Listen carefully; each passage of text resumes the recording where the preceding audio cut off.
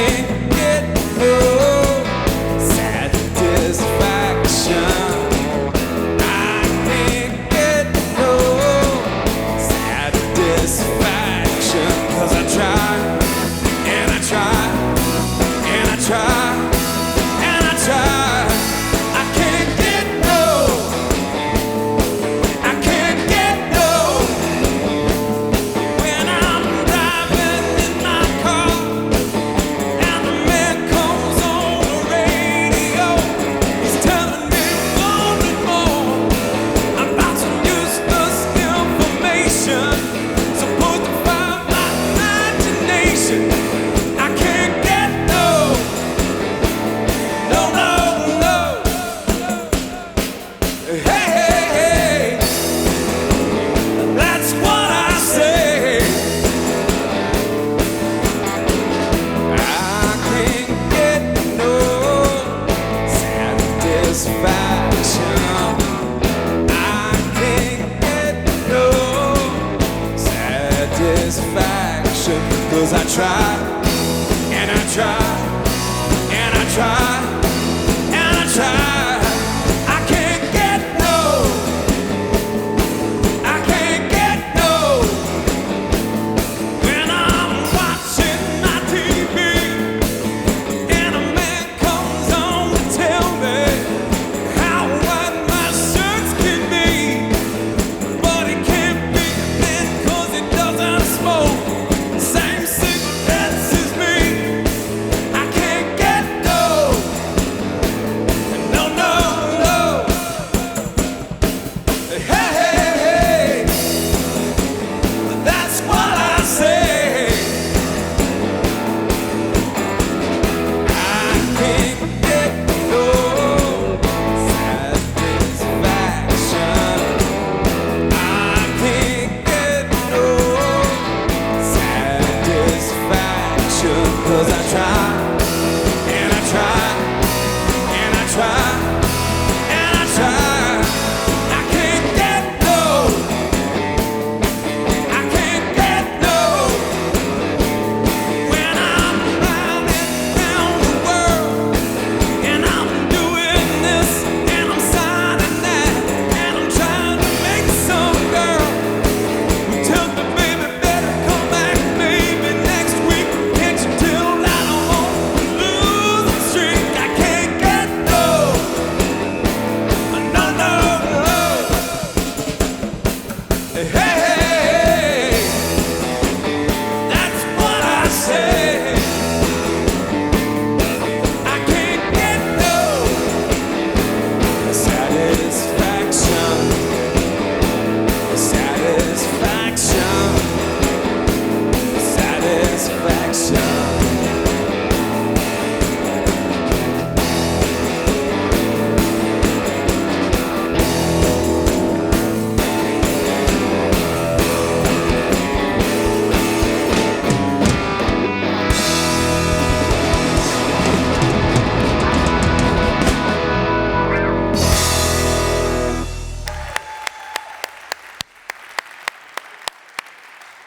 Hey, you awake now? Good, good. So think about that. I can't get no satisfaction means I can get some kind of satisfaction, right? So I want to welcome you to our new series that we're calling Cornered, where that's exactly what we're trying to figure out.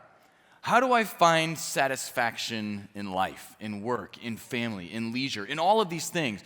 Because there's so many times in life that with all of our resources being spent, it feels like we're always pouring ourselves out and there's not enough coming back in, and I don't have enough energy for all of this, and we feel like we paint ourselves into a corner. So how do we find space? How do we find margin so that instead of painting ourselves into a corner, we can avoid being cornered? Because we have these different buckets of resources. We have financial resources. We have resources of energy, resources of time. How do I balance these? How do I measure these? And how do I build in margin? It's like the mission critical thing that most of us end up not prioritizing. Think about the financial bucket. If I have this can of paint, how am I painting? How am I pouring this out? How am I spending my finances? How am I saving? How am I giving? How am I pouring out this bucket in a way that feels deeply satisfying? Maybe it's energy. What are the things that I run to? What are the places that I'm burning the most energy? What is most worth it? Where am I creating time and space to refill this bucket? How do I pour out this bucket in a way that feels deeply satisfying?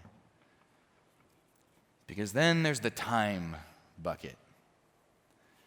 Now this, of the 3 buckets we have here, time is the only one I can't refill. There are ways to put more money into the finance bucket. There are ways to recharge and get some energy back into the energy bucket. But the time bucket, I'm always slowly running out of paint. So how do I use my time? How do I use my prime time? How do I use my downtime? How am I balancing all of these things so that I can pour out this bucket in a way that feels deeply satisfying? Because if I don't figure that out, then I'm just spilling paint everywhere and life begins to feel like it's overkill and I can't take it anymore. But we want to find ways to find satisfaction.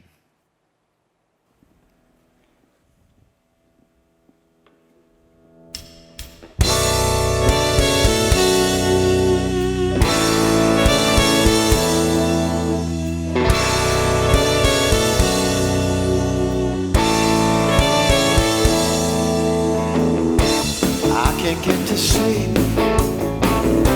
I think about the implication of diving in too deep, possibly the complication, especially at night.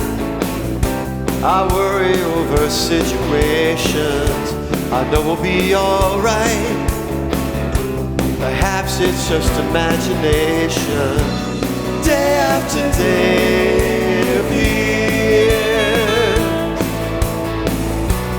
Night after night, my beat shows the fear. Oh, disappear and fade away.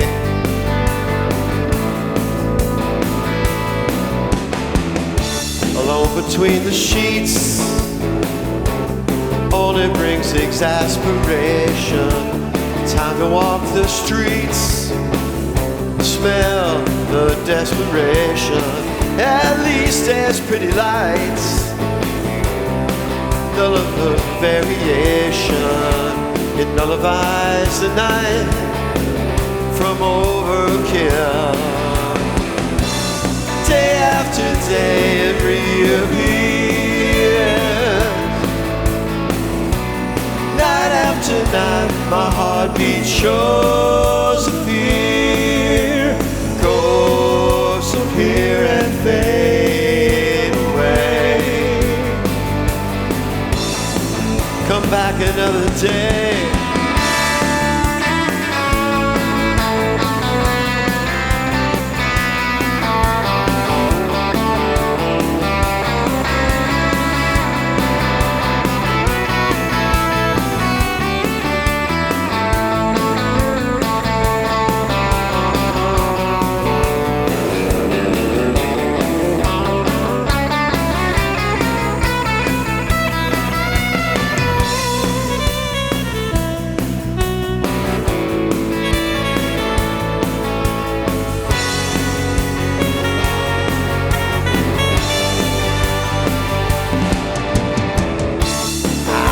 To sleep, I think about the implication of driving in too deep, and possibly the complication, especially at night.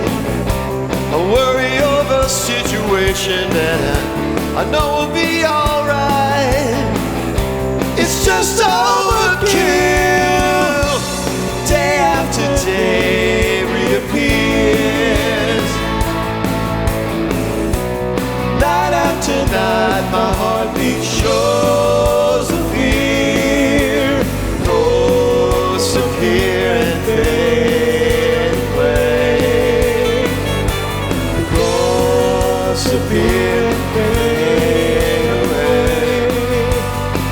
Oh, disappear and fade away.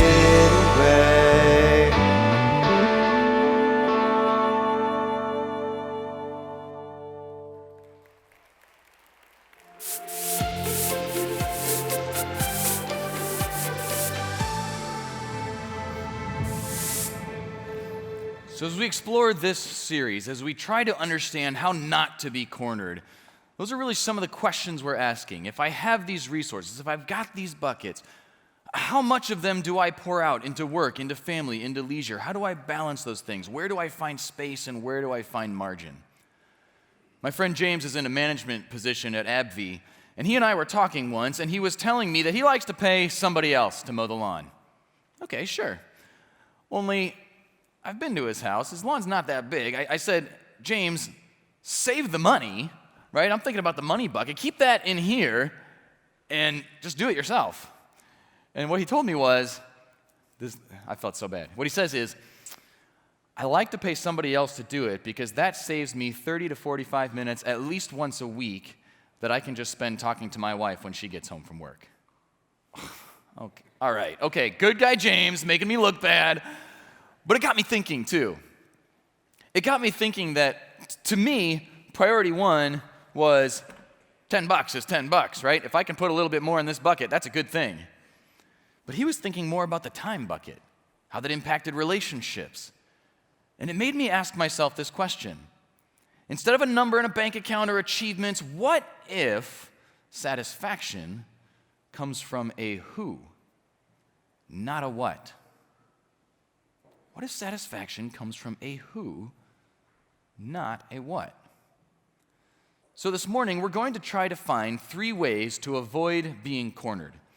And to do that, we're going to jump in the Wayback Machine, and we are going all the way back to the beginning of humanity itself.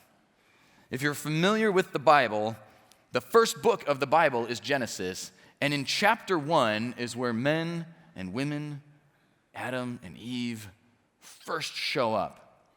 And there's a lot going on in the first few pages of the Bible. There are a lot of theories about how these things happen and how this came to be. But I want us to see if there's something in here that speaks to us on a deep level. Because the Bible sets itself up as history. And if this book is what it claims to be, if the God we meet here is who he says he is, then the words on this page are intended to help you and I understand ourselves better. And I think maybe even more than that, to know God better. That he's telling us something here about us and about him. In fact, in Genesis chapter 1, this is verse 27. It says, "So God created man in his own image. In the image of God he created him, male and female he created them." Now there's a phrase there, that he created them in his own image. Well, what does that mean? Well, this is very unique to humanity. This is what sets us apart from the rest of nature, from the animals, this idea that there is some way in which we have been made to be like God, to be in his image. This is why people have fought for human rights for thousands of years. Since the moment this was written, this has been a major part of every culture for why we believe that life has eternal value from the unborn to the grave and beyond. So what does it mean that we're in his image? Well, it means that there are ways that we are like him, but there are certainly ways that we are not like God, right? God is omnipotent, all-powerful. I am not. God is all-knowing. I might act like I am sometimes, but I am not. And God is always good. Let's make this one plural. We are not, are we? But there are ways that we are like God, that he wants to teach us to be more like him, that we can actually learn to forgive like God forgives, to love like God loves, to have peace and patience that come from God himself. And God has given us something called a soul. that there's something spiritual about us that goes beyond just what we see in the here and now.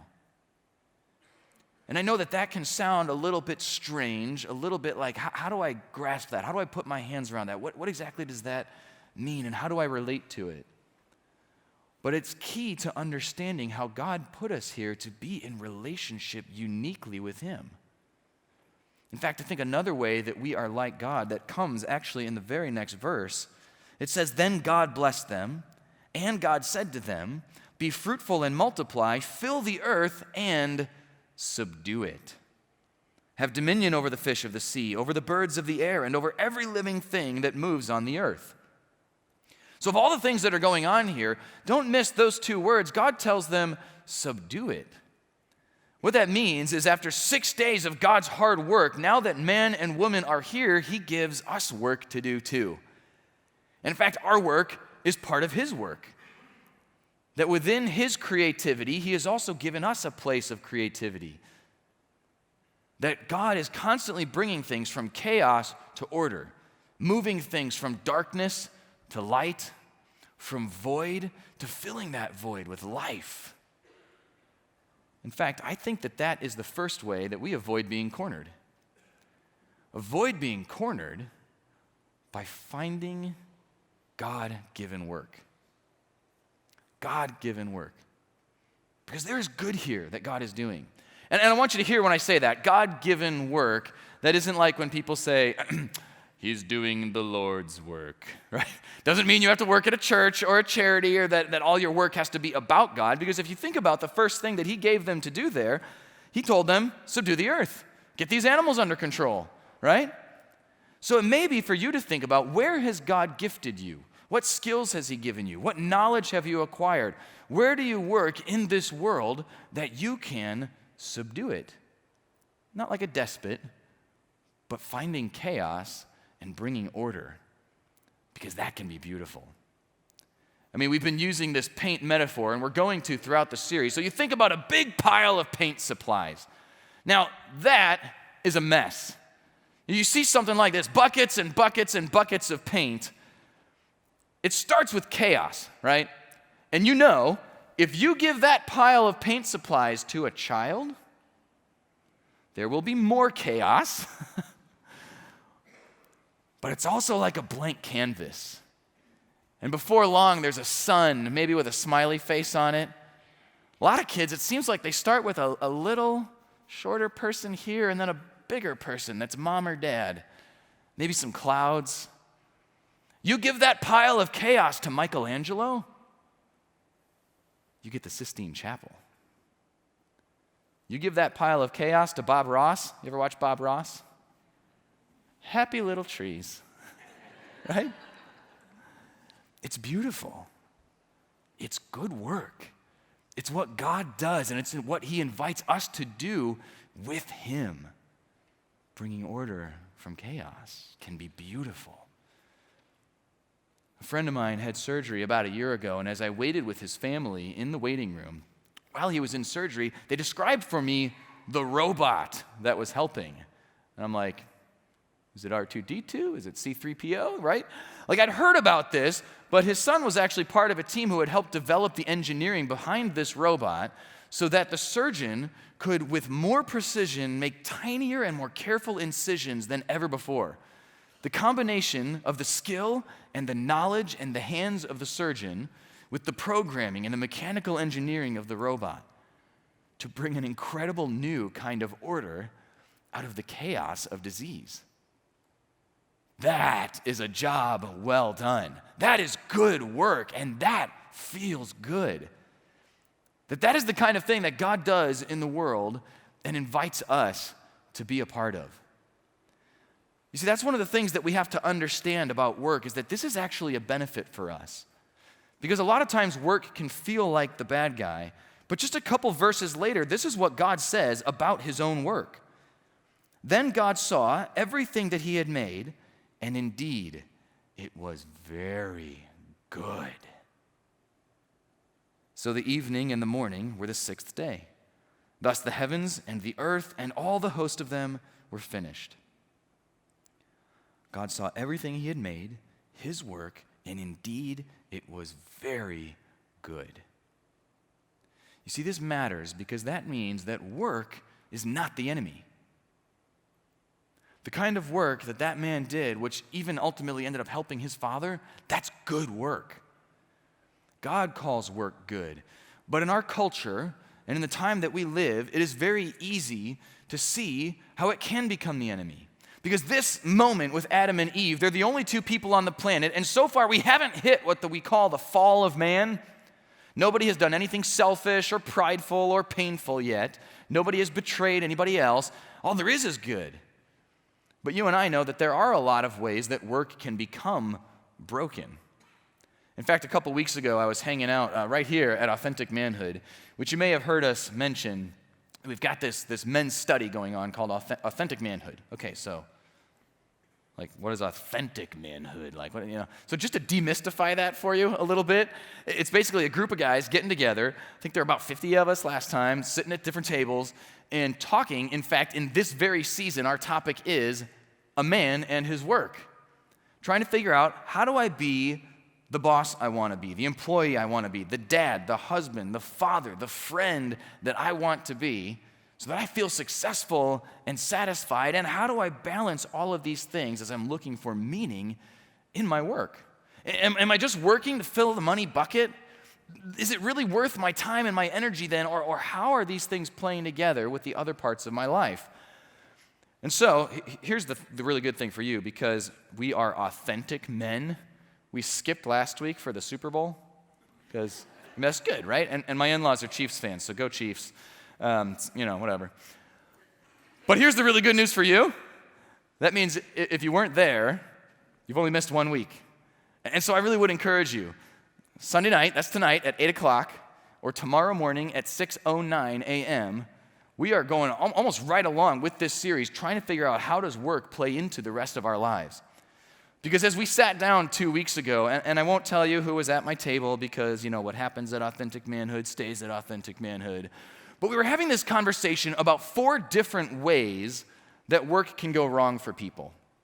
And as we had this conversation, we were supposed to put percentages in each of these different quadrants for how we thought that happened at the place where we work. And so one of the options was disappointed. That people are at work, but it's not what they thought it was going to be. Maybe they're not being compensated the way they hoped they would be, and they're just disappointed in work. Another was that people become disengaged. They're there, but they're kind of mentally checked out, and so they're not doing their work to the level that they could. They're not enjoying it. They're not finding that order. Another was that people are underworking, which is the classic, I'll show up, but I'm hiding in the stockroom, and I hope the boss doesn't find me. I'm at work, and I'm doing everything I can to try to avoid work. But at our table, almost to a man, we had the largest percentage in this 4th quadrant that we are over-engaged. And what that means is, for whatever variety of reasons, because it can be because I really love my work. Maybe I'm working on that robot, or I'm working on those numbers, or I'm trying to crank out that thing, and we're hiring new staff, and this is so much fun, we're going to do big things this year. And so we invest more and more time. We may be filling our money bucket higher and higher, or our energy bucket's getting lower and lower, our time bucket's getting lower and lower, because we just love what we do. But other times, it starts to break in a different way, because if I'm going to succeed, I've got to be here an hour before everybody else, and I have to stay an hour after everybody else, and even when I go home, I can't really get away from that email or that phone call, or now people realize that if they give me a work cell phone, they can text me because they know I'll see that even faster.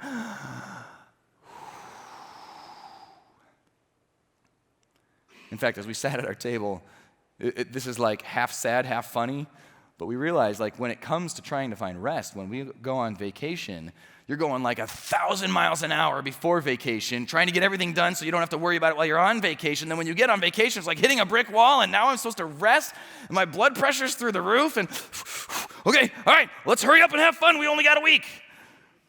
You end up spending the first half of vacation trying to feel like you're on vacation. And then we found that we end up spending the second half of our vacation worrying about all the stuff we got to do when we get back from vacation. In fact, guys at the table, what we realized was the answer to the problem, that's why I bring my laptop on vacation, so I can get some work done while I'm on vacation. This is overengaged, right? This is a way that work becomes an enemy.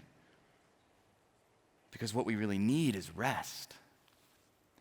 You see, there's a pattern in the book of Genesis, and we've seen a piece of it, how we move from chaos to order. And this is good, and this is beautiful. It's that painting that we put together.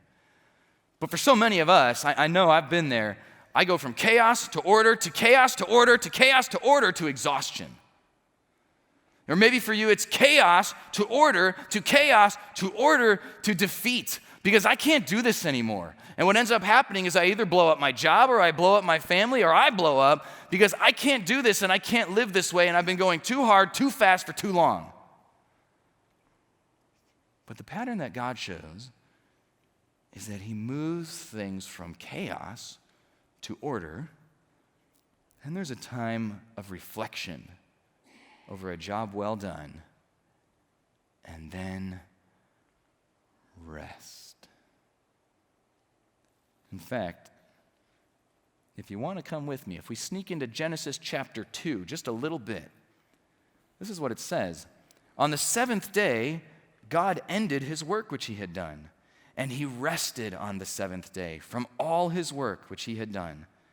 Then God blessed the seventh day and sanctified it, because in it he rested from all his work which God had created and made.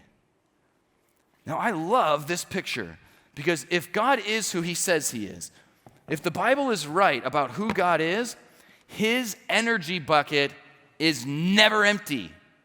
God's energy bucket is always overflowing. He has all of the resources. He has all of the power, all of the time, all of the creativity.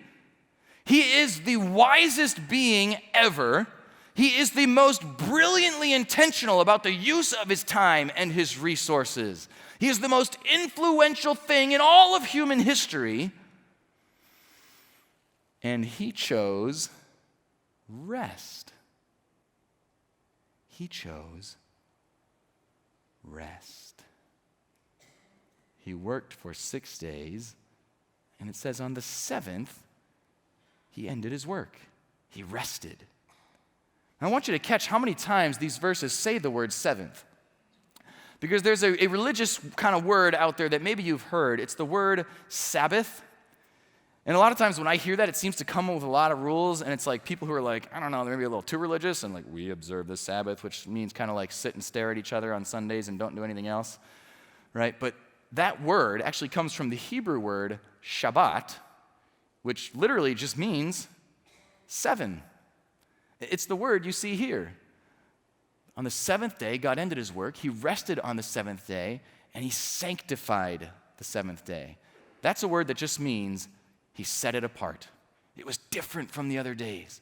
This was going to be a special day. In fact, this becomes a mark for God's people throughout their history of the difference between slavery and freedom. When Moses, who writes down the first 5 books of the Bible, was writing them, God's people had just come out of hundreds of years of slavery in Egypt. You know what you don't do as a slave? Rest. They don't let you.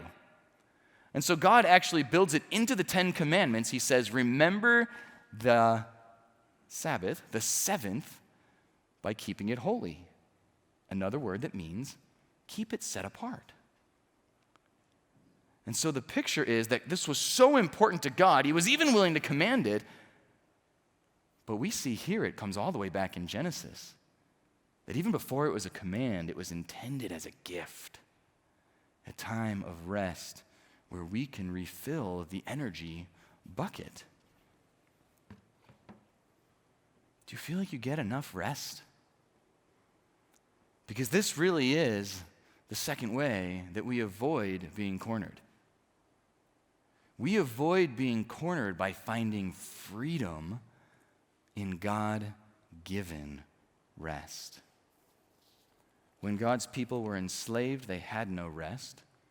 When God's people were free, they were invited to rest. An important part of the rhythm of their entire existence. Because when we don't rest, our work breaks, our relationships break, even our finances and things begin to break and crumble because we are in overkill. We're striving so hard for satisfaction, but we're just dumping all of these buckets on the floor, and all we have left is a mess. So what does it take to find that kind of rest? You know, a number of years ago, I discovered that this, among all of the things that we get up here and talk about, this is one of the hardest for me. Like when people say, practice what you preach, I'm trying. But this is a tough one because our culture is always pushing us forward. Right? Many of us, our workplaces are always pushing us forward. And you're thinking right now, that sounds nice, Drew, but you don't know what I'm up against. You don't know what I'm under. You don't know how hard I have to work. And I remember a few years ago, I found myself in a situation that if you looked in from the outside, you would say everything was good and everything was great, and man, that looks awesome, and I wish I could do that. I mean, that's what I felt. That's what I was striving for. That's what I was aiming to achieve. And I was looking for that satisfaction. And so I had my full-time job at an organization where I was becoming more and more skilled. I was moving up. I was getting more responsibility. Because of that, I also had an opportunity. I started working kind of on the side, looking to fill the finance bucket as a consultant with other organizations similar to our own, teaching them a lot of things, learning a lot of things from them. And then in between all of that, a friend and I started an organization of our own, a charitable organization, and powering through all this 501c3 paperwork and all that good stuff, and I was loving it.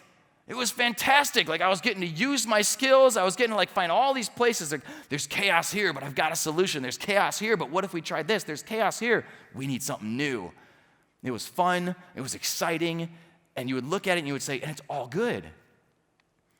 But like we so often hear, what happens is sometimes we let a good thing become the ultimate thing.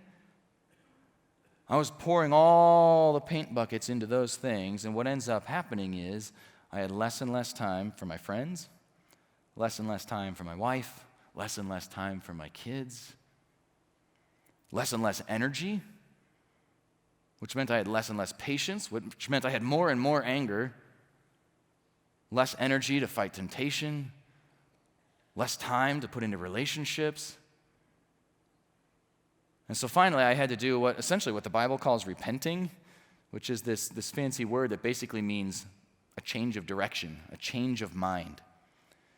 To sit down before God and say, I've been thinking about my resources wrongly. God, I've been chasing achievement, I've been chasing financial gain, and I've been letting these other things go. God, I'm sorry. What do I do? And so for the first time in my life, I tried to sanctify, I tried to set apart an entire day every week where I would do no work, no email, no text, unless it's like an emergency, and then you better call me and start with, it's an emergency. And I can tell you that is one of the hardest things I ever did in my life. I couldn't believe, if I tried to leave my phone upstairs, how 7 minutes later, it's like, where's my phone? Well, I'll just check my email real quick, because maybe it's just something little. I'll just take care of it real quick. And so I actually had to put all these boundaries in place, close that tab on the email the night before so that I won't see it the next day and be tempted to just follow it. It'll just take 30 seconds, And I don't mean to be legalistic about this, but I just realized if I was going to get this part of my life under control, I needed to figure out some boundaries. I needed to figure out what would that look like. And so we spent a lot of energy as a family figuring out how to set aside 24 hours of rest. And can I tell you, that is one of the best things that I have ever done in my entire life. And it was really, really hard at first. It was confusing for people I was working with. They're like, what in the world? You didn't answer my email. I'm like, I'll get to it. But it's been so good, and it's part of our rhythm now. It's been so healing, and just the time that I get to spend on relationships with family, with friends, and honestly, giving some of that time to God. In fact, I think that's the third way that we avoid painting ourselves into a corner. We avoid being cornered by finding satisfaction in God-given relationships. That's what my friend James already understood, right?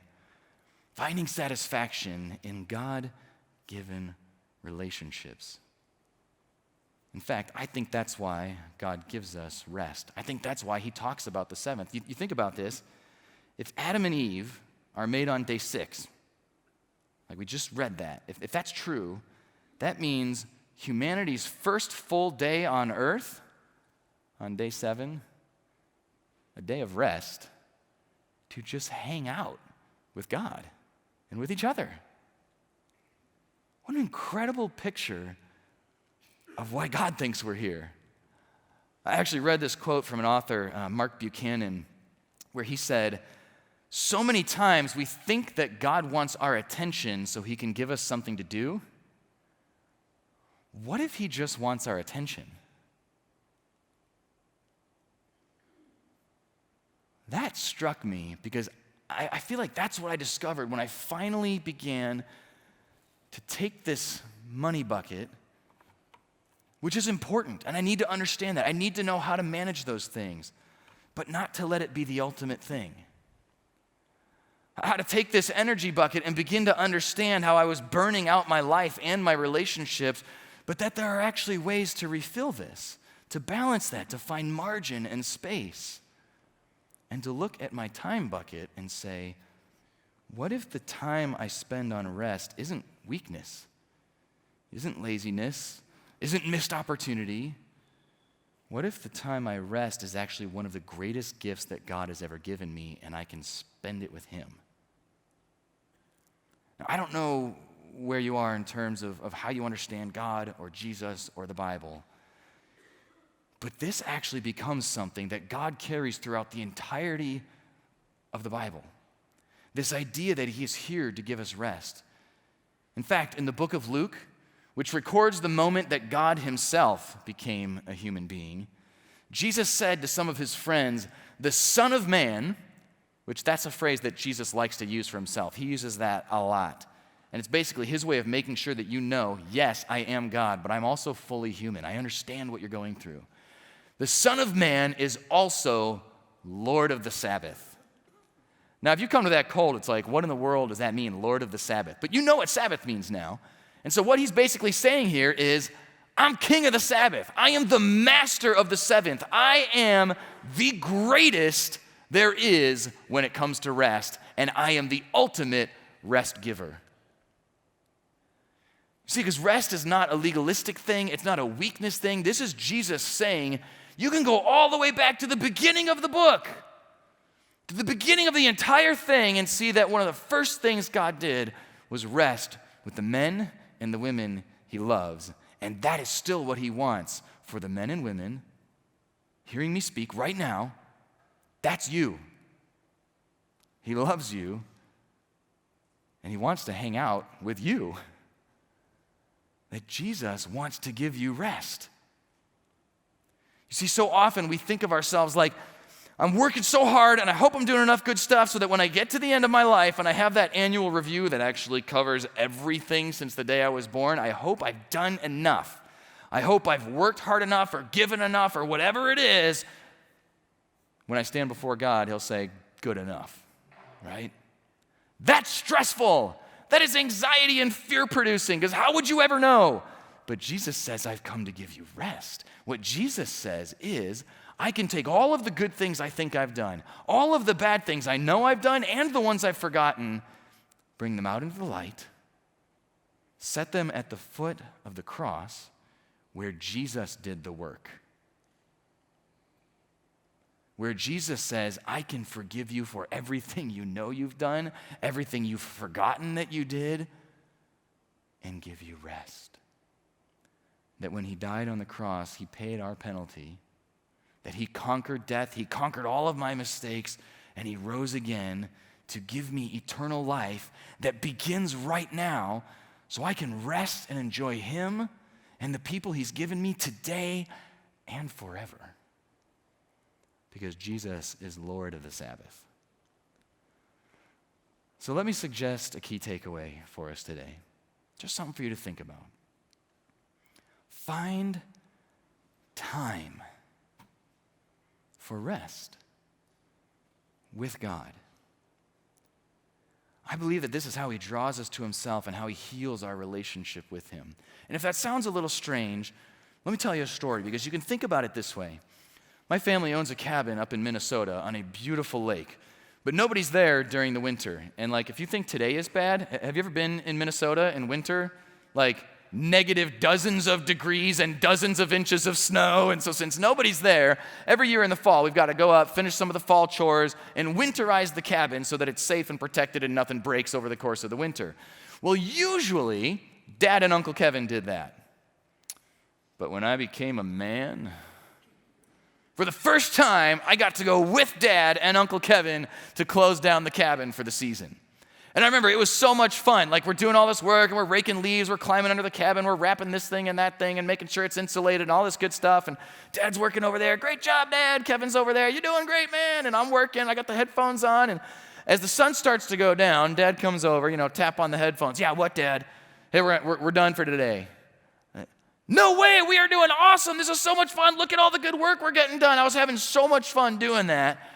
And he's like, yeah, put a headlamp on you. I don't know, keep going. He says, no, we're gonna just go hang out for a bit. So we went down the road to this place called Happy's, and I got the 21 shrimp basket, and I got the bacon cheeseburger, and I got the chicken wings. It's like I skipped lunch, and we were working hard. But I can't tell you what a great time I had just sitting there with my dad and my uncle, resting, enjoying the time together. In fact, I've got a lot of memories of my uncle, when I was little, and like he says a joke, and I laugh at it, and then I go run away, play with my cousins. But this is actually the best memory I have with my uncle, was those few hours after a job well done, when we got to sit down, talk about a job well done, and just get to know each other. It was really the first time I got to know him for who he really is. Instead of just kind of this uncle-nephew thing, it was like, that's my uncle, and we're just a couple of guys. And I think that's what God is inviting us to.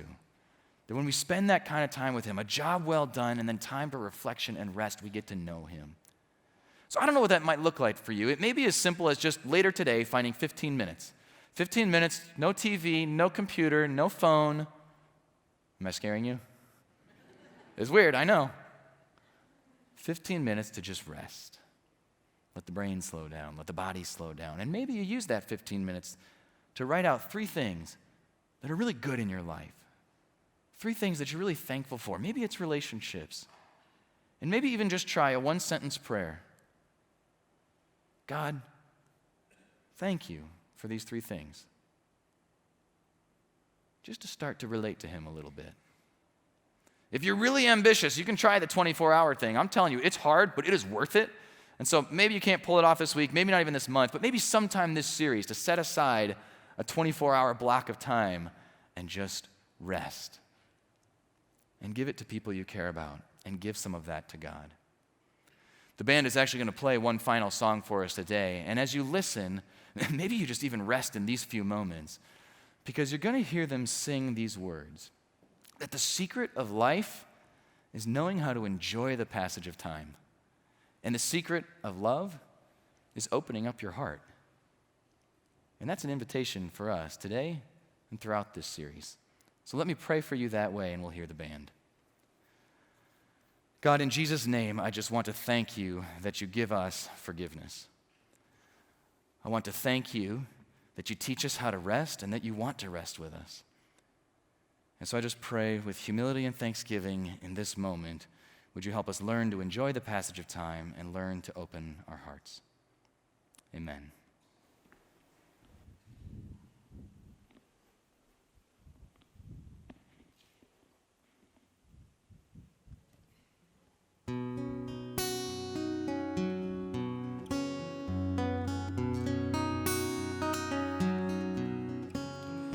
The secret of life is enjoying the passage of time.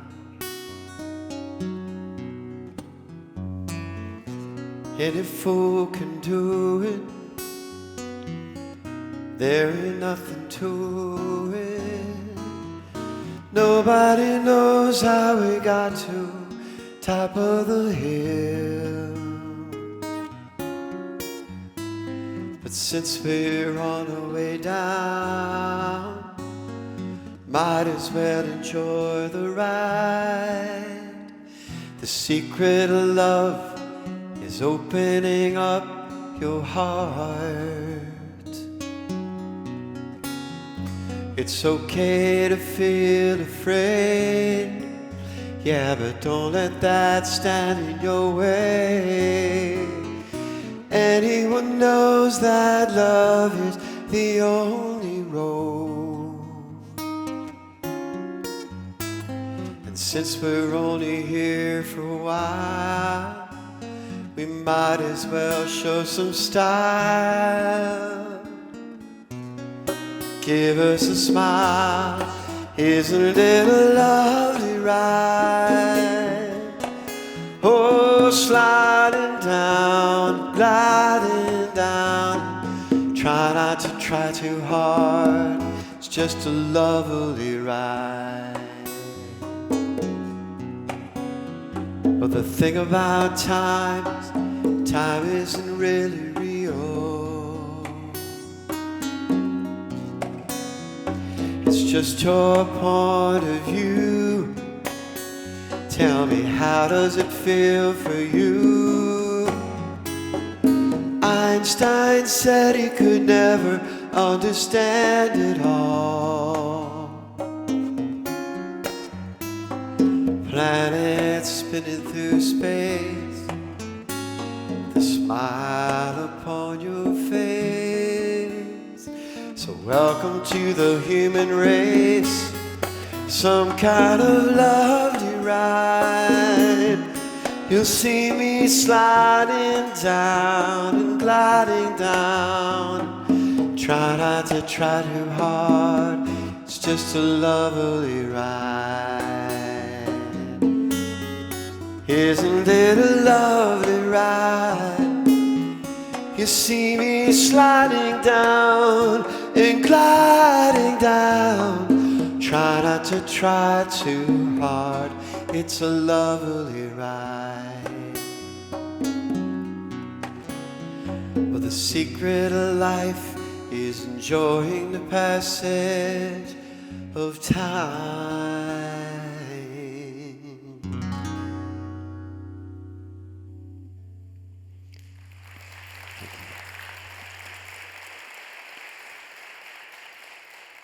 Well, we certainly hope that you can enjoy your passage of time the rest of the day today. We'll be back next week as we continue the Cornered series.